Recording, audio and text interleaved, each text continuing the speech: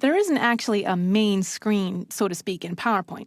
If you decide you're done with one presentation and want to move on to another one, at first glance, it seems like you'd have to close out a PowerPoint entirely and then reopen it.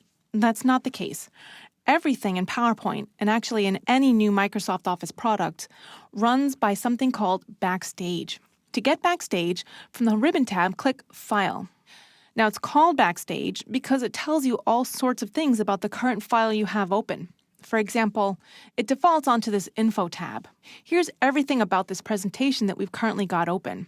I can come all the way down to Show All Properties, and it's going to tell me all sorts of neat things. For example, the size of the presentation, how many slides it has, how many words, how many notes I've got to go along with it, how many video clips, even what template I'm using, and the date it was last modified and created. So what else can you do with the ribbon? Well, there's several things that only show up if I actually have a file open. For example, save, save as, print, and share. But there's other things like opening a new presentation.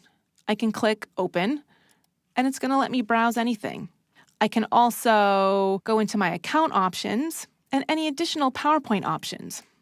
Now, we'll be talking about all these things later, but I did need to show you where to find it. To cancel out of the PowerPoint option, simply click the Cancel button. It's going to bring me back to my presentation because remember, we never actually closed out of it. So once more, I'm going to go to this File Ribbon tab to get Backstage, and here's where I can open a new PowerPoint presentation or close the one I currently have.